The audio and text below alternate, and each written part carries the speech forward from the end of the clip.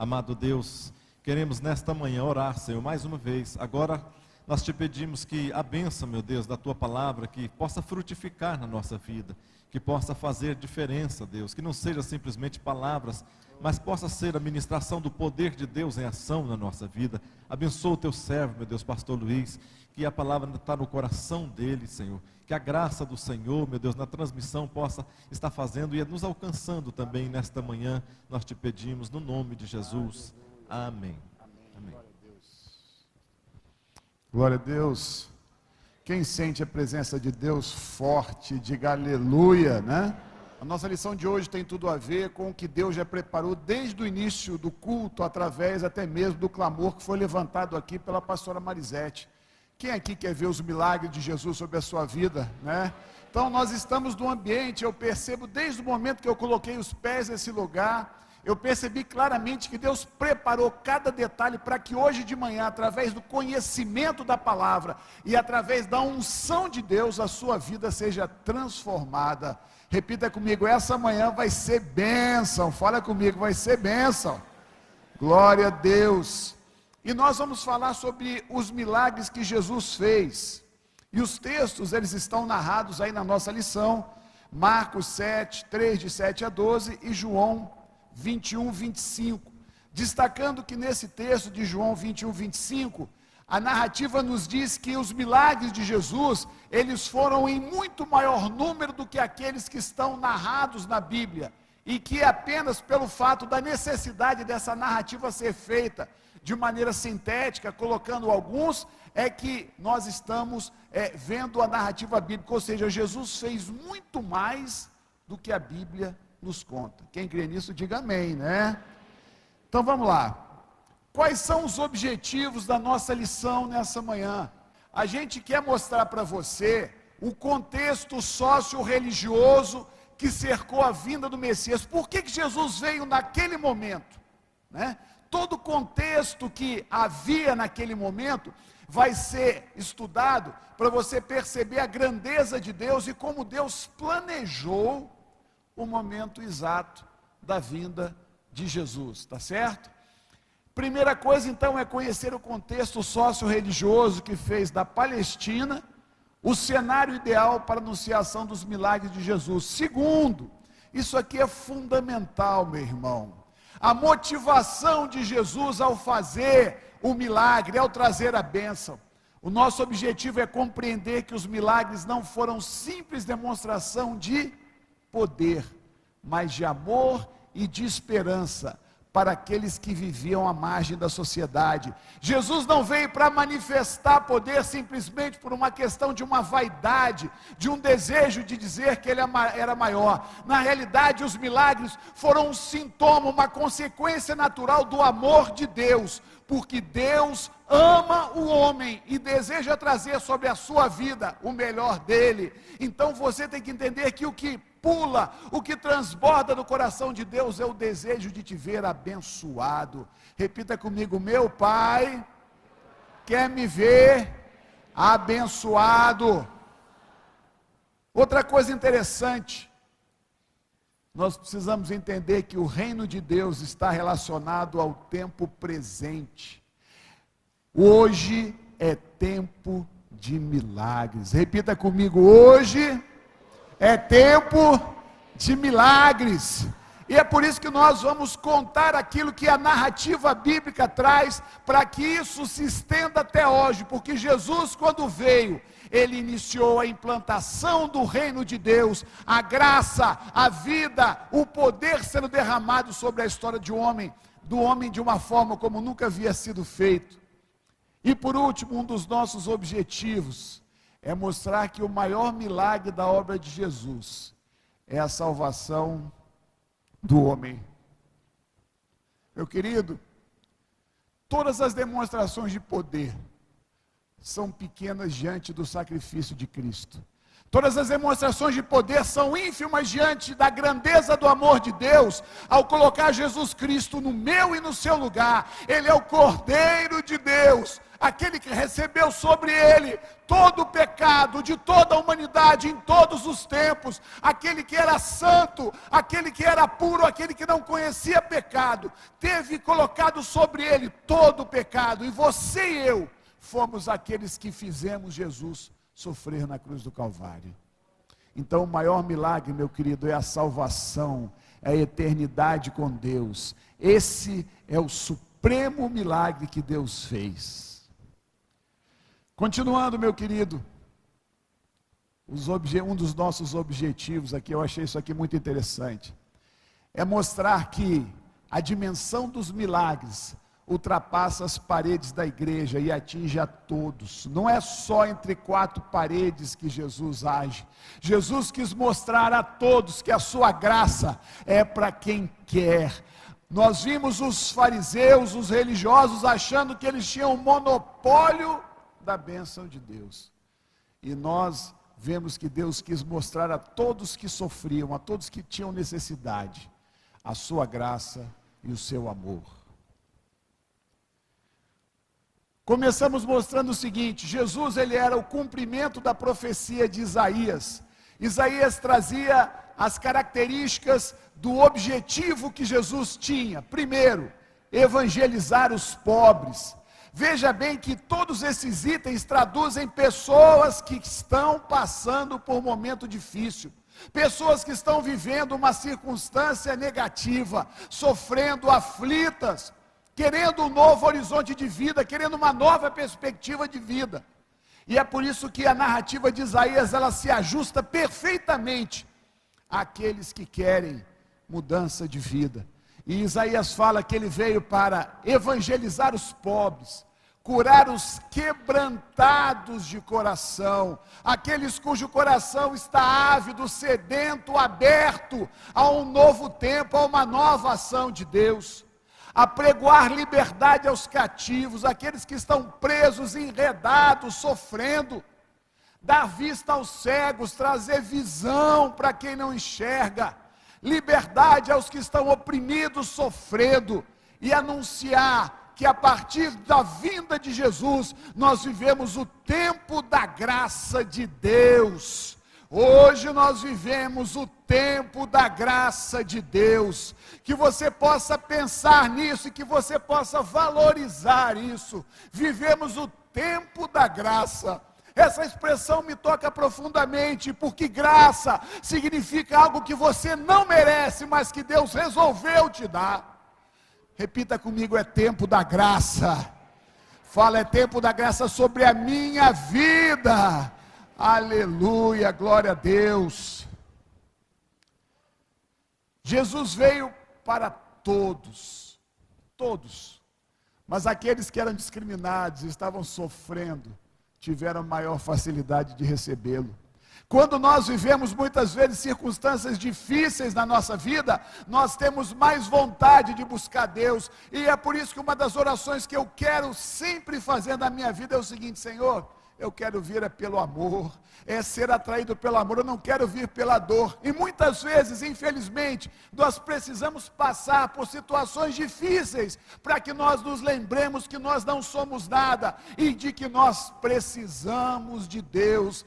A vaidade humana, ela é muito forte. A autossuficiência que a sociedade apregou lá fora, me faz muitas vezes achar que eu sou tremendo, que eu sou bom, e que eu não preciso de Deus. E quando a gente percebe o contexto da Palestina naquele tempo, a gente vê que a grande maioria das pessoas estava sofrendo os mais variados tipos de problema, e isso os empurrou para quererem a transformação que o poder de Deus traz. Cuidado, meu querido, não faça da sua bênção, não faça da sua prosperidade um fator que te afasta de Deus. Fala para o teu irmão que está do teu lado: cuidado, meu irmão, cuidado. Talvez você esteja com uma vida tão boa, que esse amor, que essa vontade da presença de Deus seja pequena. Eu conheço uma história, meu pai tinha uma chácara muitos anos atrás, e nós tínhamos lá, a gente ia numa igreja muito simples, mas muito cheia. E tinha um irmãozinho que ele andava 20 e poucos quilômetros de bicicleta para chegar no culto 7 horas da noite, ia de terno. Aí Deus abençoou a vida dele. Ele, em vez de ir de bicicleta, ele comprou um carro. Sumiu do culto. Aí o pastor perguntou assim: meu irmão, mas você não tem vindo? Ele falou: pastor, estava chovendo aquele domingo. Ele falou assim: mas quando você vinha de bicicleta, vinha com chuva, e agora com carro você não vem chovendo? Quem entendeu a mensagem, diga aleluia. Diga amém. Vamos lá. O início do ministério de Jesus se deu o quê? Após o seu batismo. A narrativa bíblica, inclusive, é muito interessante, porque ela traz uma voz que todos ouviram. Você já percebeu a narrativa do batismo de Jesus? Jesus, quando a pomba desceu, Jesus falou, Deus falou e todos ouviram: esse é meu filho amado em quem me comprazo. Jesus foi honrado publicamente. Eu quero que você perceba que Deus sempre quis honrar Jesus. Isso significa que Deus também nos honra quando nós andamos dentro do projeto de Deus. A alegria de Deus é trazer honra sobre a nossa vida. Quem aqui concorda comigo, diga aleluia. Então Jesus, ele teve uma voz vinda do céu, que era a voz do próprio Deus.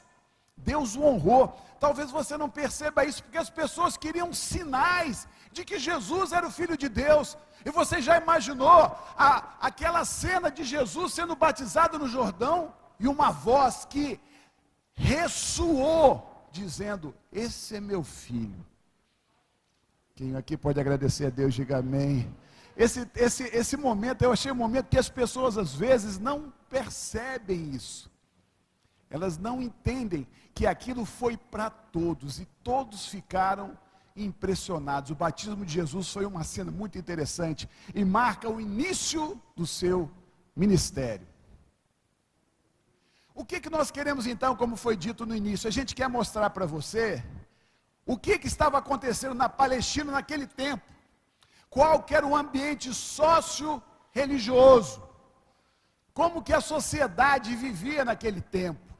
E é interessante que eu mesmo, eu gosto muito, assim, eu amo a escola dominical, porque quando a gente tem uma motivação dessa, ontem eu passei o dia, e a gente vai escarafunchando, né? A gente vai estudando sobre a vida de Jesus, a gente vai estudando sobre o que estava acontecendo. Eu descobri coisas muito interessantes que nós vamos tentar passar para você. Primeiro, a época, inclusive o pastor Carlos deu uma aula, a aula de número 3 lá, o mundo do Messias, que procurou focar essa realidade sociológica e econômica vivida pela Palestina naquela época. Então a gente vai hoje pegar um pouquinho daquele gancho, né?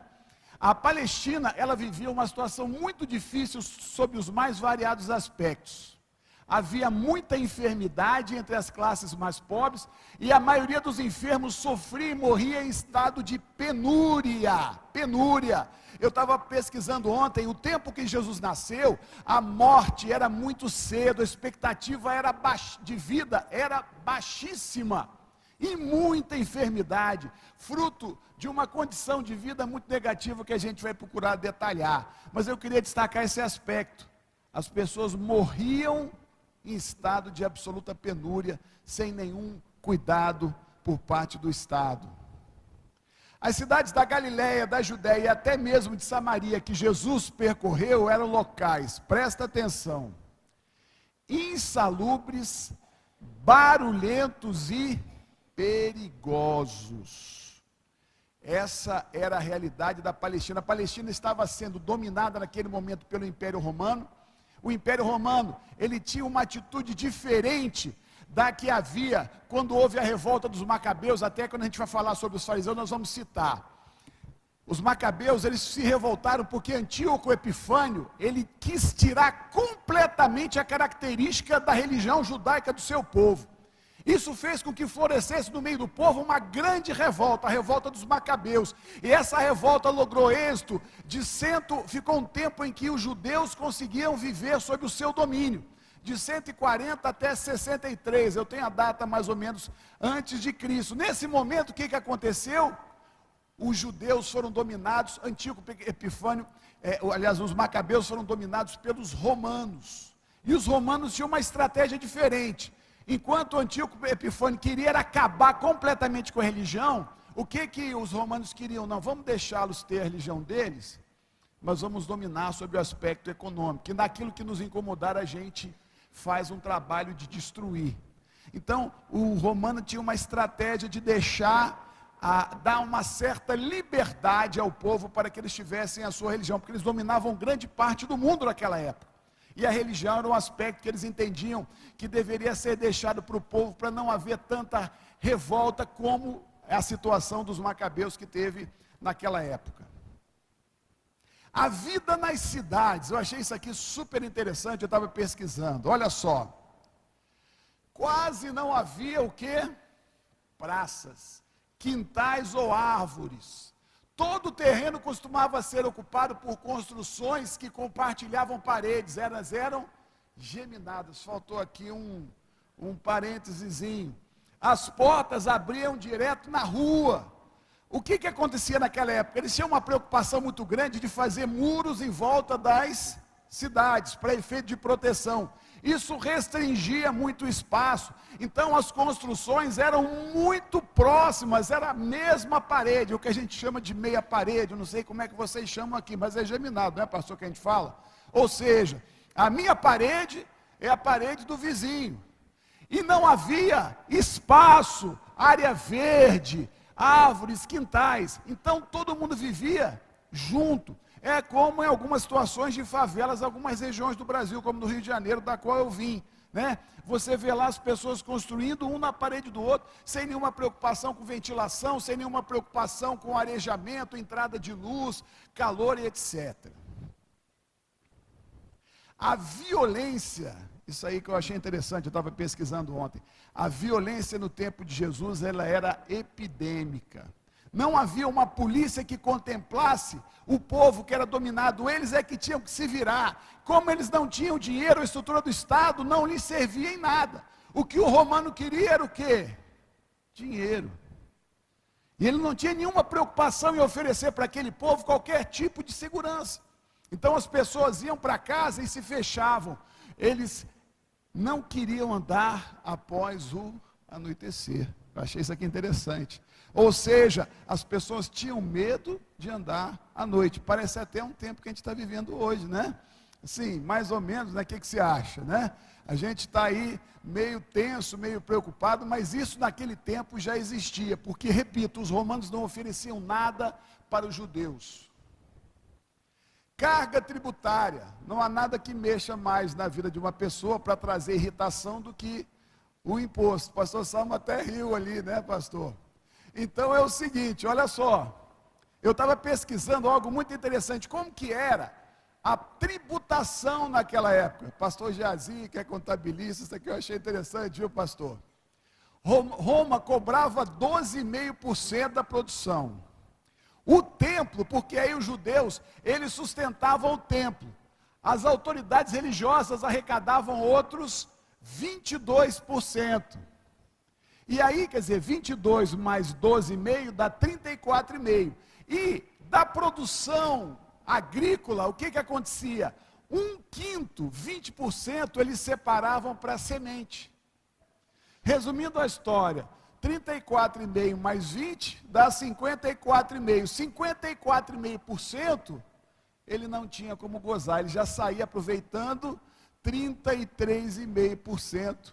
Aliás, 43,5% do que ele tirava. Todo mundo entendeu? Quem entendeu, diga amém. Então eu estou mostrando para você o seguinte, ele tinha uma condição de segurança péssima, ele não tinha nada do Estado, ele ainda tinha que pagar para Roma, e ele ainda tinha que pagar para o seu próprio povo, porque o templo, a estrutura religiosa, lhe cobrava 22%, perfeito? Condições de higiene, presta atenção nisso aqui que eu fiquei impressionado. A imundície era generalizada, porque lixo e dejetos eram despejados na rua. Havia latrinas públicas em algumas cidades, mas elas eram evitadas pelas condições, o quê? Repulsivas. Presta atenção no que a narrativa que eu estudei traz. Os moradores tinham pinicos que despejavam pela janela, e não raro sobre a cabeça de alguém. Todo mundo entendeu o que eu disse aqui? Levanta a mão só para eu saber. Era isso mesmo, meu irmão. Você estava andando pela rua, você levava um banho. Essa era a condição de vida da Palestina naquela época. Gente, isso aqui eu achei tremendo. Eu comecei a pegar a Palestina nos tempos de Jesus, a análise, as narrativas. Houve um grande historiador, pastor Carlos, conhece Flávio Josefo, ele nasceu em 34. Ele tem uma riqueza de detalhes que você impressiona. Aí você começa a entender as coisas, como que a história e a fé, como que a ciência e a fé se juntam. Então isso era o contexto de vida do povo. Todo mundo entendeu? Então vamos continuar. Doenças, presta atenção nisso aqui.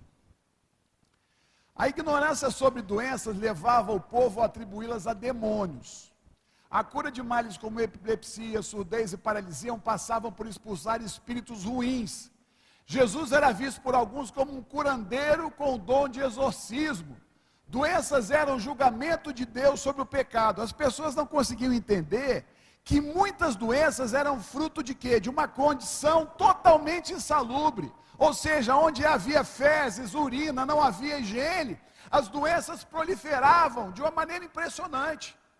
E aí o povo era muito supersticioso, e eles achavam que aquilo era maldição de Deus. Quem entendeu, diga amém. Então essa era a condição das doenças nas cidades, presta atenção. E é interessante que eu estava lendo isso ontem também, eu nunca tinha pensado nisso. A expectativa de vida era tão baixa, que alguns diziam que ela chegava a 45 anos. E que prova disso é que José, que foi pai de Jesus, nunca teve referência na morte de Jesus. Aí alguns analistas falam que ele já tinha morrido há muito tempo. Quem entendeu, diga amém. Ou seja, eu estou só te mostrando como que as coisas fecham quando você entende a lógica da narrativa e as condições que o povo vivia naquela época. Jesus curou vários tipos de enfermidades, como febre. É interessante a narrativa da sogra de Pedro, a gente não sabe, fala que ela estava com febre. A gente não sabe o que ela tinha, mas ela estava com febre. Febre é o sintoma, nós temos aqui muitos médicos, estudantes de medicina. Febre é o sintoma de muitos tipos de enfermidade, Lepra, paralisia total e parcial, epilepsia, hemorragia, é o caso da mulher do fluxo de sangue, cegueira, surdez e etc. Agora olha só que coisa interessante também. A medicina nos tempos de Cristo, ela era muito atrasada, eu esqueci de colocar aqui, principalmente dentro do povo de Israel. Por quê? Por superstições, porque para os judeus, ter contato com os cadáveres trazia impureza. Eu quero perguntar para você, como é que você vai estudar medicina sem ter contato com cadáver? Tem jeito? Você estuda anatomia? Não tem jeito. Então vejam bem como a ignorância, a religiosidade trazia maldição e destruição. Então os médicos daquela época, eles eram considerados verdadeiros charlatães.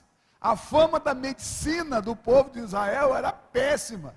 Eles eram considerados embromadores. Inclusive, a narrativa, eu nunca tinha pensado também, a narrativa de Marcos 5,25, que fala da mulher do fluxo de sangue, fala que ela ficou 12 anos gastando tudo que ela tinha com médicos e que não resolvia. Quem já pensou nisso aqui, levanta a mão, só para eu saber, Você entendeu o que eu estou falando? Aquela mulher estava 12 anos sofrendo e não tinha solução. E tudo que ela tinha gasto com médicos. Então eu estou te mostrando um contexto social muito ruim. Perfeito? Aqui eu fiz um pequeno mapa da Palestina, mas não vai. Vamos seguir adiante. Contexto religioso. Interessante isso aqui. Jesus ele foi extremamente criticado na primeira vez que ele curou no templo, ele curou num sábado. Isso trouxe uma grande revolta, uma grande indignação dos religiosos. Aquela mulher, ela sofria. E naquele momento Jesus fala, mas vem cá, vocês não acham que seria justo, seria o melhor trazer alegria, trazer cura para aquela mulher que sofria há quanto tempo? Então a gente tem que havia naquele momento, dentro de Israel, um grande caldeirão religioso, que refletia a divisão dos grupos religiosos e dos seus objetivos. A religião, ela era muito forte. Inclusive, eu acabei de lhes dizer que a sinagoga, os templos, as estruturas religiosas pegavam 22% do que as pessoas produziam. Eu achei interessante que eu pensei no dízimo, estava, pensando na comparação com o dízimo, porque a estrutura religiosa era muito forte e muito valorizada por aquele povo. Mas vejam bem, esses religiosos, eles não tinham harmonia entre si. Então tem várias, nós vamos falar sobre três, os três principais grupos religiosos, e eles tinham visões diferentes e sonhos diferentes. Isso trazia mais um ingrediente nesse caldeirão tão complicado que era o contexto da Palestina. Na época de Jesus, os judeus da Palestina dividiam-se em três principais facções religiosas: fariseus, saduceus e os essênios. Tem mais, tem os zelotes, só que a gente não tem muito tempo, então vamos tentar sintetizar para você entender um pouquinho dessa diversidade de visão, E outra coisa que eu achei muito interessante é o seguinte: cada grupo desses, eles eram formados em torno de um rabi, de um mestre, de alguém que era destacado dentro da sociedade e que fazia uma espécie de escola de mestres que nele se fundamentava, nele se baseava. Então, no tempo da Palestina, Israel, ele tinha uma tradição de seguinte, que ela tinha um potencial muito forte, que ela dizia o seguinte: a parte escrita, a lei, ela tinha o mesmo valor do que a interpretação dada pelos rabis, pelos mestres. Entenda o que eu vou te dizer então. A interpretação, ela se igualava em importância à própria lei.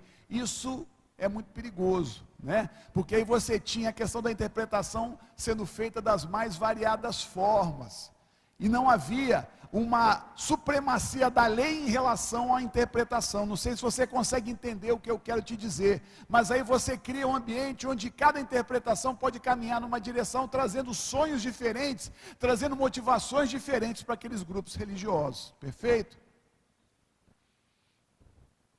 Os fariseus, meus irmãos, esses fariseus, eles eram oriundos dos Hassidim. Os Hassidim, eles foram aqueles que chefiaram a revolta dos Macabeus, que se deu aí 100 e poucos anos antes.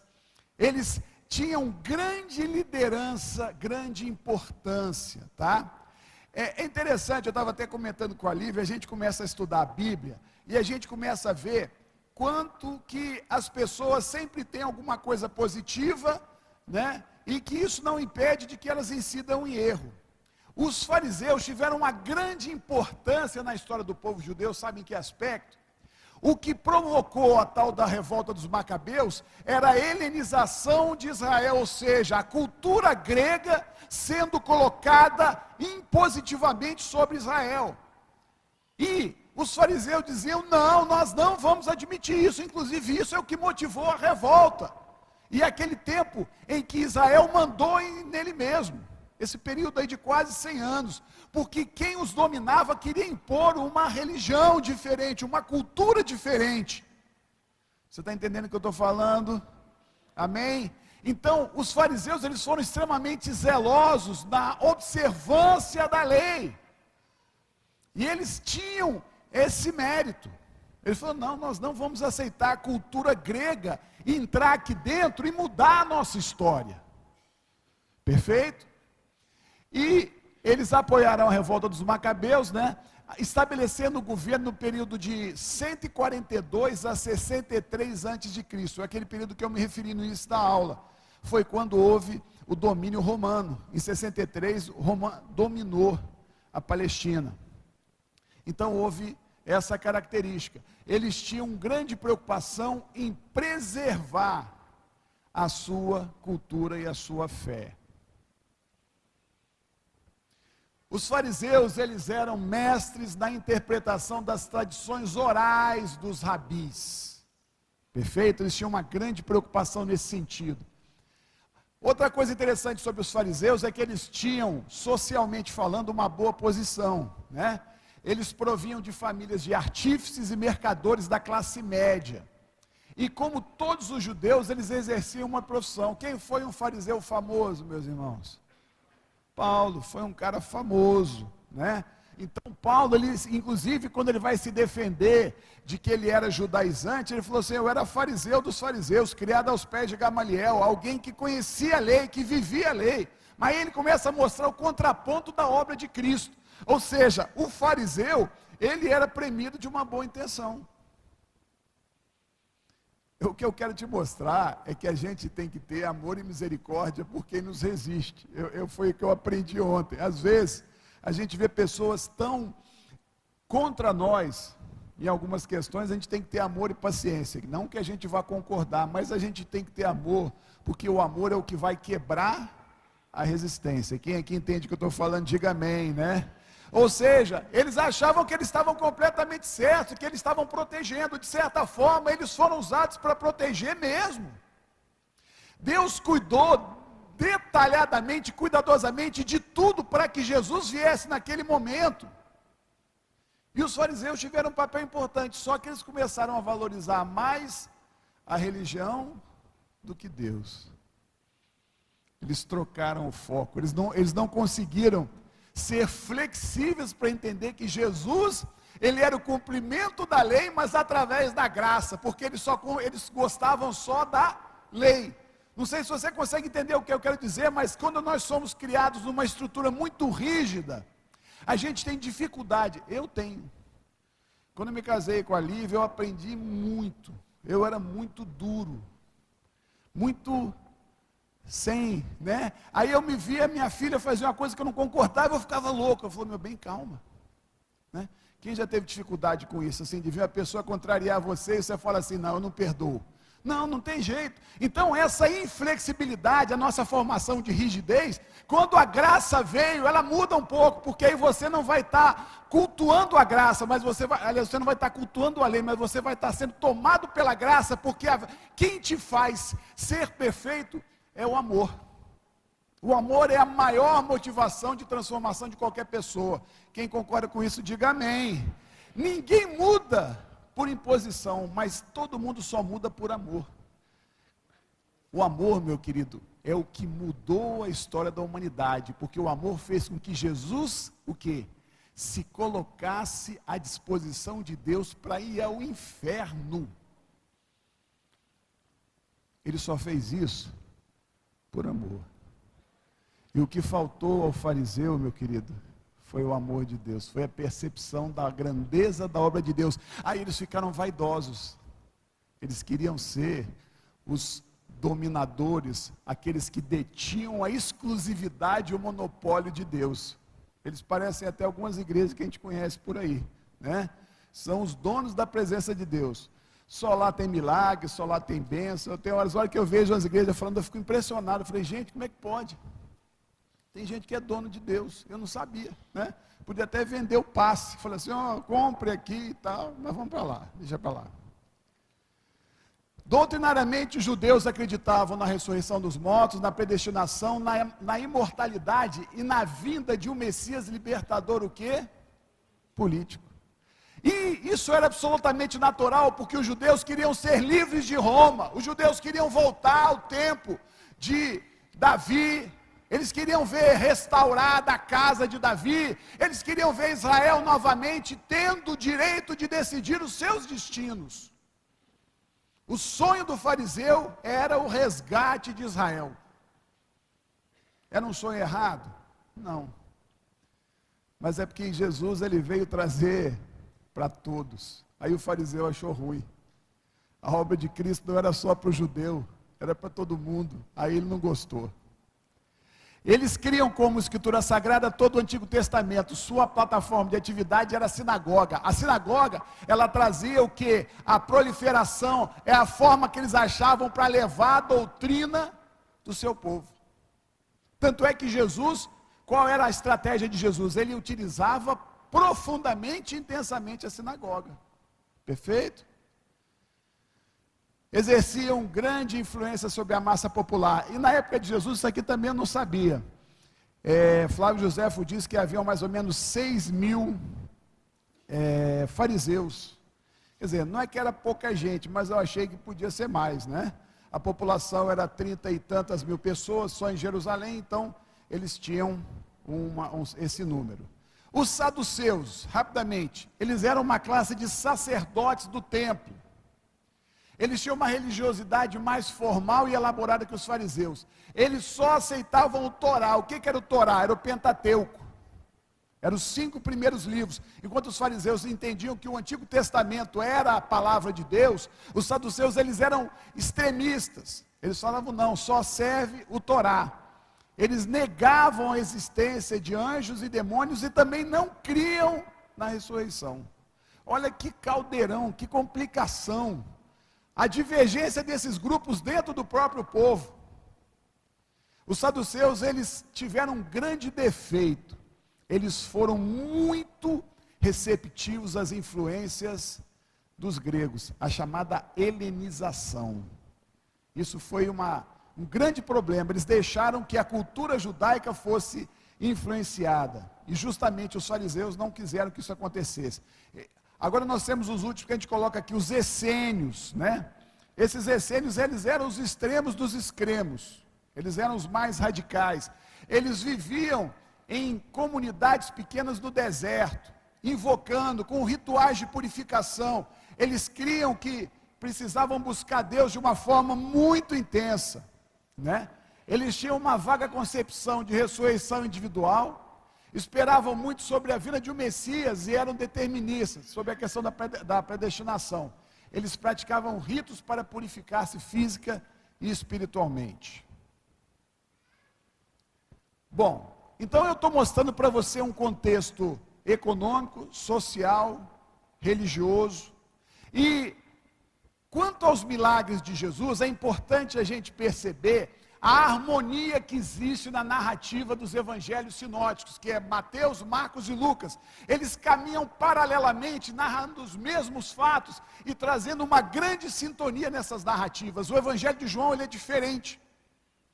O que nós estamos tentando destacar para você é que a forma como os milagres de Jesus são narrados nos 3 evangelhos, isso traz credibilidade à Bíblia. É isso que eu queria que você entendesse. Então os evangelhos sinóticos, eles trazem isso. E mais ainda, algo interessante. Os evangelhos sinóticos, eles descrevem a impressão causada por Jesus em sua obra entre as multidões. As pessoas sendo tocadas pelo poder de Deus, as pessoas vendo os sinais que Deus fazia. Então aquilo ali é o foco da narrativa dos evangelhos sinóticos. Agora João, ele tem uma característica interessante. Eu estava lendo ontem, eu estava pesquisando. João mostra o quanto os religiosos ficavam irritados com Jesus. O quanto as estruturas religiosas que foram detonadas por Jesus, quando elas tinham motivação errada, o quanto isso os irritou. João tem uma preocupação muito grande de mostrar o quanto o evangelho chocou os religiosos. Os feitos do Messias, vamos lá. Quando a gente lê os milagres de Jesus, é interessante que a gente vê a diversidade dessa ação de Jesus.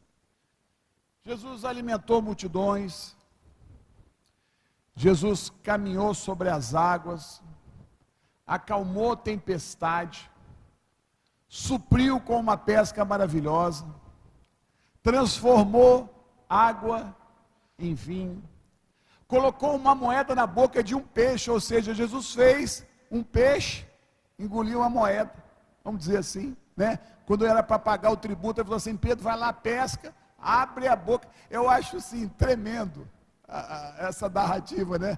Pedro tem que pagar imposto. Não sei o que é a César, o que é de César, a Deus o que é de Deus. Jesus, ele estava sendo colocado ali numa prova, porque os religiosos queriam achar alguma coisa para comprometê-lo junto a Roma. E naquele momento ele entende que não era o momento do confronto. Ele fala: Pedro, faz o seguinte, você vai lá, pesca, abre a boca do peixe, você vai achar lá a moeda para pagar o meu e o teu imposto. Ele fez a figueira secar, né? Ele ressuscitou Lázaro. Então a gente percebe a diversidade dos milagres de Jesus. Isso eu já falei sobre a questão da credibilidade. Objetivos desses milagres que a gente percebe claramente na palavra de Deus.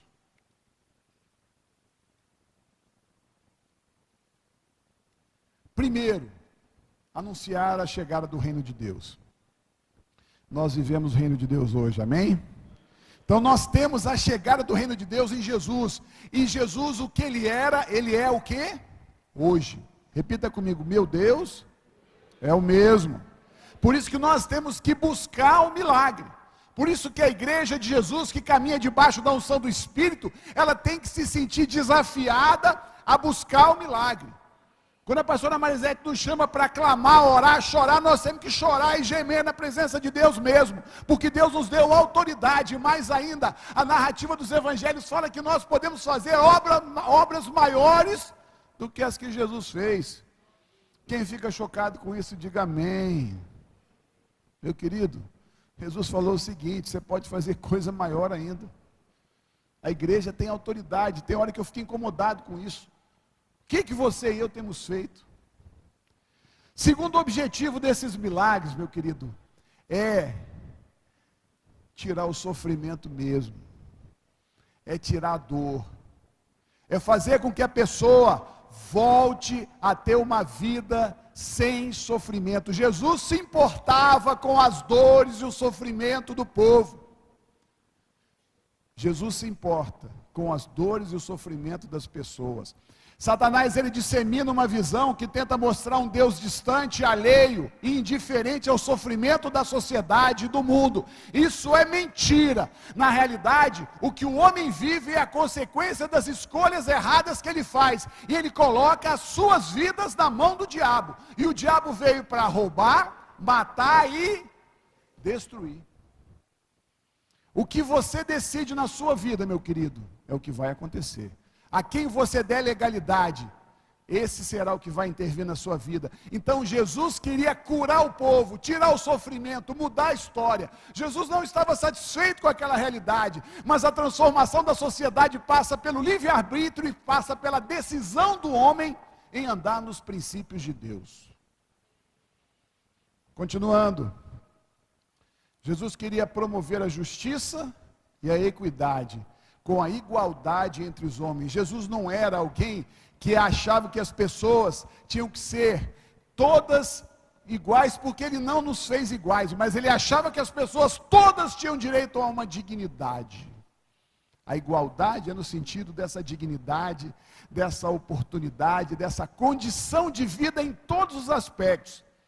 Hoje, quando nós somos cristãos, nós temos que querer mesmo que todo ser humano tenha dignidade para viver, tenha salário, tenha condição de trabalho, porque esse é o desejo de Deus. A justiça social é um desejo de Deus. Isso não é algo distante, não, é verdade. Deus quer que nós, como igreja, façamos diferença. O que a Igreja Catedral da Família tem? Um grande foco na ação social. O que a pastora Cássia tem colocado? A ajuda que é feita através da compra dessas agendas, porque ela quer abrir uma casa de recuperação feminina. Ou seja, nós queremos que todos tenham mínimas condições de dignidade de vida. Isso é projeto de quem, meu querido? De Deus. E é você quem faz. Não é ela quem faz, não é o pastor Salmo, somos nós como igreja. 2 tipos de milagres eles foram feitos, é interessante que você perceba isso. Alguns, isso é interessante porque você vai vendo a autoridade de Deus.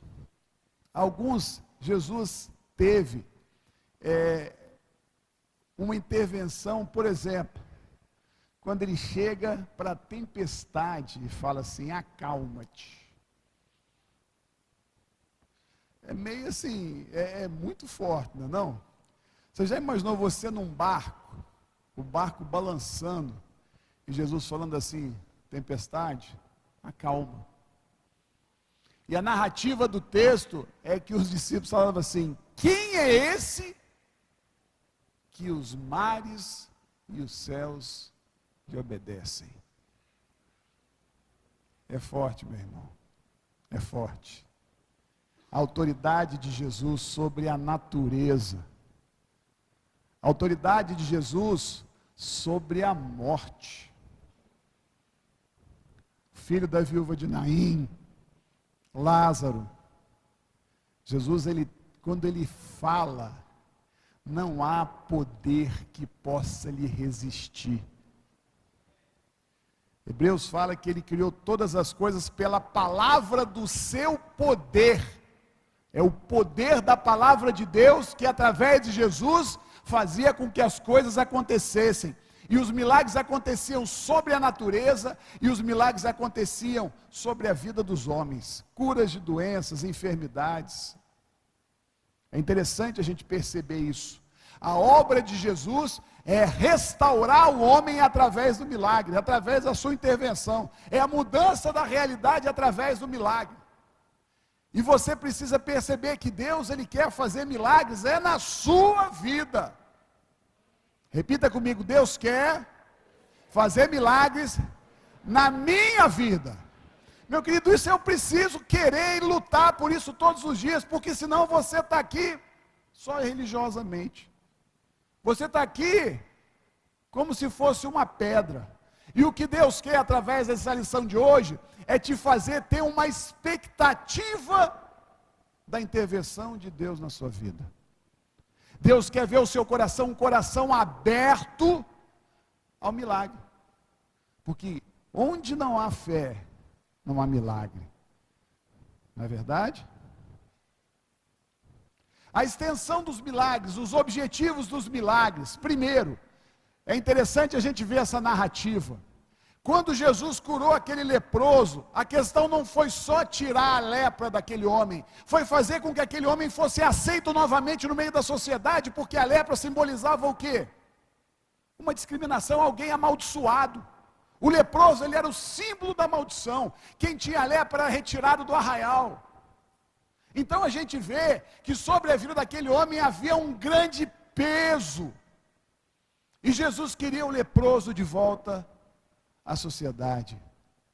E nessa narrativa, a gente percebe que o milagre, ele exige ousadia. Aquele homem teve coragem de chegar perto de Jesus. Ele foi discriminado, não tenha dúvida de que quando aquele homem se dirigiu a Jesus, as pessoas ficaram impressionadas e lhe condenaram, porque quem estava com lepra não tinha o direito de conversar com outros, ele ficava separado, segregado.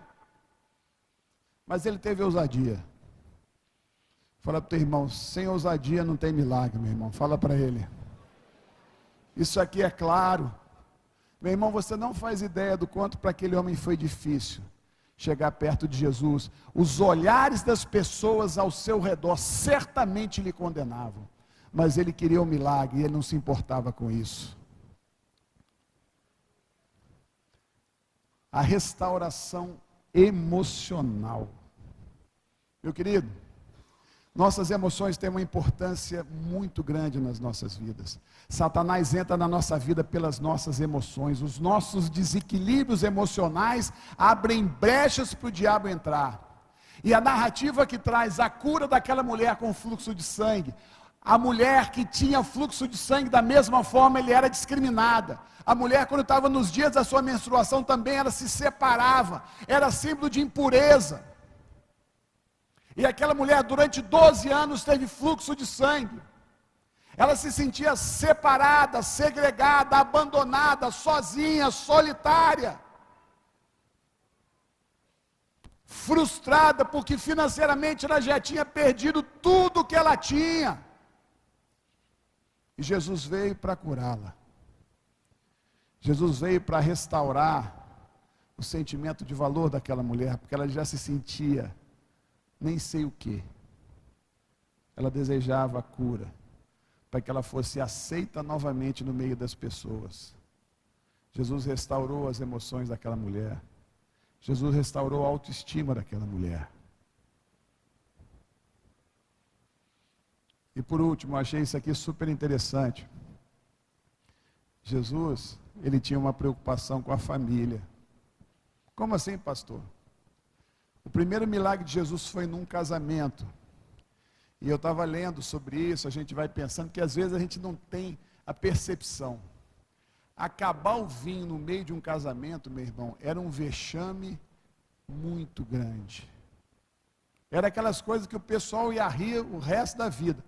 Sabe aquelas rodas de Natal do fim do ano que você ia lembrar? Lembra do fulano? Ih, acabou o vinho no meio do casamento. Eles iam rir o resto da vida. E Jesus veio em socorro daquela família. Jesus veio impedindo que aquela família sofresse com críticas, com ironias. O que Jesus queria dizer é que a família para ele é o objetivo do seu amor e do seu cuidado. Sua família é muito importante para Jesus. Sua família é um lugar onde ele quer trabalhar, transformar e mostrar. A sua casa é uma agência viva do reino de Deus. Repita comigo, meu lar é uma agência do reino de Deus. Você é colocado, eu gosto demais daquela música da Aline Barros, nós somos, é um farol que brilha à noite. Como é que é o resto? Uma ponte sobre as águas, um farol que brilha à noite. Você é isso aí.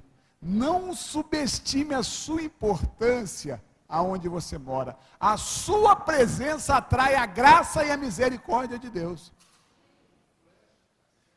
Flecha que acerta o alvo. Você então tem um objetivo na sua vida, levar a presença de Deus. O pastor Salmo lembrou muito bem. Então onde você está, meu querido, não pense que você é neutro. Neutralidade é para o diabo ou para quem quer servir ao diabo. Desculpa a dureza, mas você não pode ser neutro. Você foi criado, sua família foi criada para enaltecer o nome de Deus. Amém? Vamos nos colocar de pé.